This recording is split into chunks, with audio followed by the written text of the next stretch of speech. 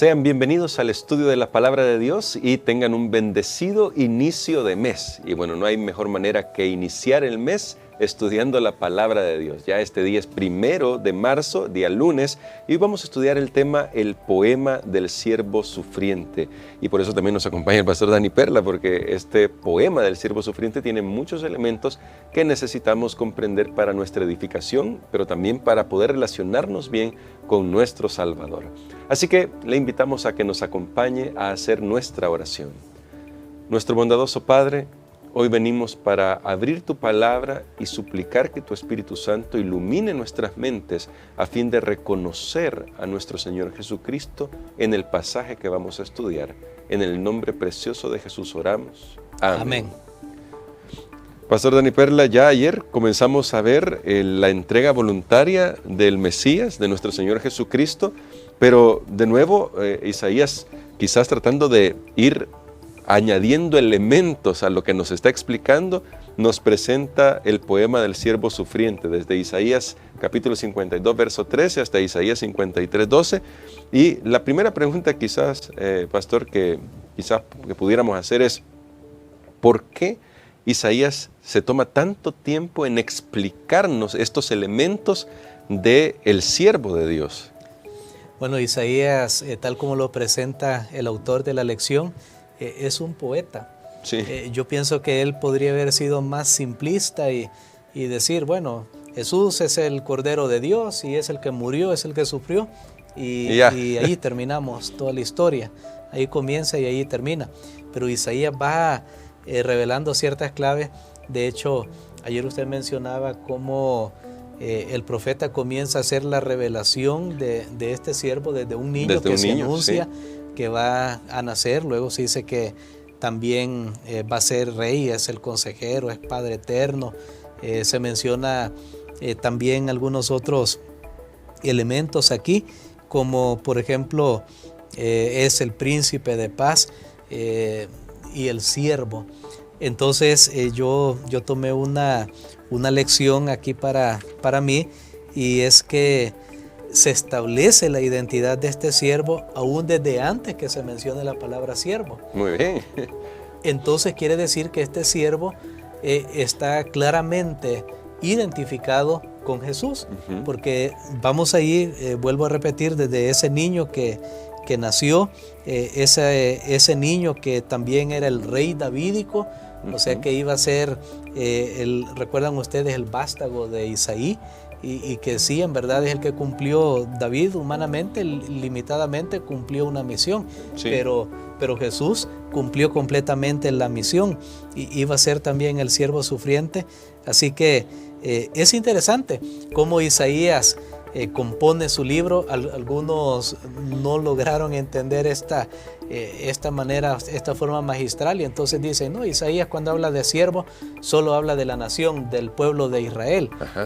Pero cuando uno profundiza en el texto, se da cuenta que está hablando de algo mucho más superior, y al final sabemos que es Cristo Jesús. Es decir, nos ha venido preparando poquito a poquito para que conozcamos todos los elementos que implican, y entonces, pastor, ahí nos presenta en algunos elementos que ya estudiamos antes el carácter regio del Mesías, del Señor Jesucristo, pero en los textos que hoy vemos nos presenta a alguien que sí, el siervo dice ahí, será prosperado, será exaltado, pero de repente de nuevo cambia el asunto, y este siervo ya casi que no se le reconoce, se le desfigura todo.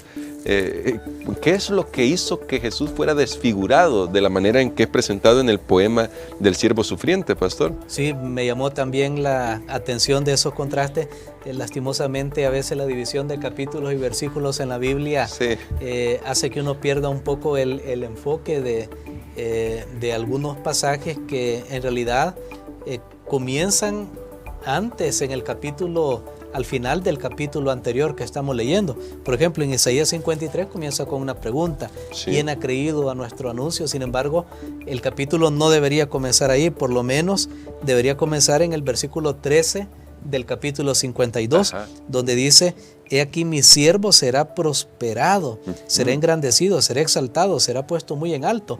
Está hablando de triunfo, Sí. de victoria, de éxito, como mencioné al principio, pero luego cuando nos adentramos en la descripción, dice, y por eso hacen la pregunta, o sea, ¿quién va a creer esto?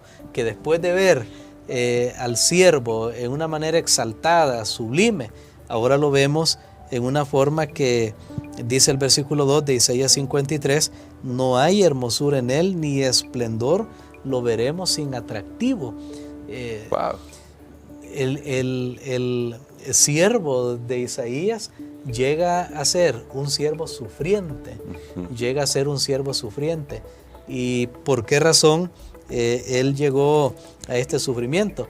Definitivamente esto fue por amor a nosotros. El versículo 5 lo establece claro, mas él herido fue por nuestras rebeliones, molido por nuestros pecados, por darnos la paz, cayó sobre él el castigo y por sus llagas fuimos nosotros curados.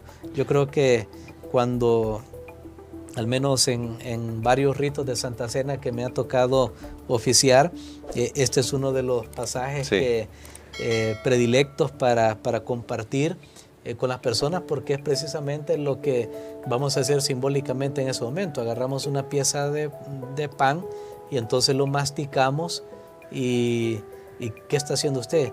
Triturando, y eso representa lo que sucedió a Jesús cuando Él asumió ser el Cordero de Dios. Ahora, pastor, usted mencionaba el versículo 5 respecto al castigo, entonces resulta sorprendente que el siervo sufriente no está recibiendo un castigo que él merezca. En realidad el castigo lo merecíamos nosotros. Ahora, pastor, ¿cómo debería eso hacernos reaccionar a nosotros? ¿Cuánta conciencia deberíamos tener de que el siervo sufriente no está recibiendo un castigo merecido para él? No era para él. El castigo lo está recibiendo en nombre de otros. En ese sentido, el siervo sufriente llega a ser un sustituto, llega a ser un vicario. Y por eso cuando usted escucha que se dice que Jesús es vicario, que la muerte de Jesús fue vicaria, significa que fue como sustituto en nuestro lugar, que Jesús se puso en nuestro lugar. Y aquí tal vez sería bueno recordar la historia de esta semana en la introducción. Sí, me llamó la atención de un misionero cristiano chino que se dio cuenta cómo sus compatriotas se habían vuelto esclavos en minas africanas, y él dijo, yo quiero llegar a alcanzarlos a ellos, darles esperanza, pero no había manera de tener acceso a ellos al menos que se hiciera uno de ellos. Wow. O sea, un esclavo. Que llegara a ser un esclavo. Wow. Así que él lo que hizo fue impensable. ¿Qué hizo él? Se vendió por un periodo de 5 años como esclavo. Wow. Y allí, en el lugar donde estaban sus compatriotas, trabajó en las minas, les habló de Jesús.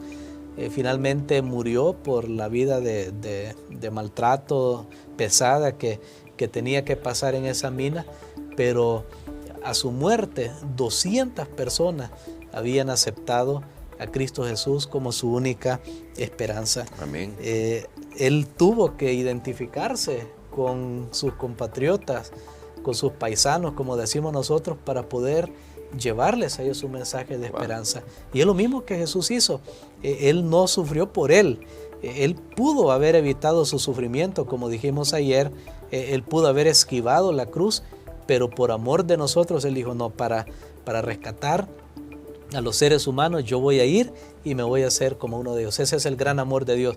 Como alguien lo dijo una vez, piense de un rey que para rescatar a sus súbditos rebeldes, deja su trono y se hace también un súbdito. Wow. Para que ellos puedan regresar de nuevo a la lealtad al reino. Eso fue lo que Jesús hizo, impensable. Y no dejo de pensar que la lección de este día, el capítulo de Isaías, tomando en cuenta que Isaías 53 debe comenzar un poco unos versículos antes, unos textos antes, donde habla de la exaltación, luego habla de la humillación, pero luego habla de que el siervo va a ver recompensa de su sacrificio. Y entonces eso me transporta a lo que Pablo hace en Filipenses, donde él habla de la exaltación de Cristo, habla de su humillación, habla que Cristo era Dios, o sea, estaba en un nivel exaltado, pero luego Él se humilló y luego nuevamente es exaltado. Y todo para salvarnos a cada uno de nosotros. Así que usted y yo tenemos asegurada la salvación si entregamos nuestra vida a nuestro Señor Jesucristo. Y por eso le invitamos a que tome esa decisión. Si todavía no la ha tomado, hoy es un buen día para decirle a Jesús que quiere que usted sea lleno de su presencia. Así que, pastor, creo que podemos orar por eso, para que Dios nos llene de este amor por el sacrificio que hizo Jesús. Amén. Vamos a orar. Padre, gracias te damos por el sacrificio de Jesús. Gracias porque sabemos que Él es el siervo voluntario en nuestro lugar. Gracias porque por todo lo que Él sufrió y soportó, nosotros tenemos esperanza y vida eterna. Señor, también ayúdanos a imitar a ese siervo, porque somos tus siervos, y llevar esperanza, aún hacer sacrificios personales, a fin de que otros puedan conocer también de este maravilloso plan de redención. Todo esto lo pedimos en el nombre de Jesús. Amén. Amén.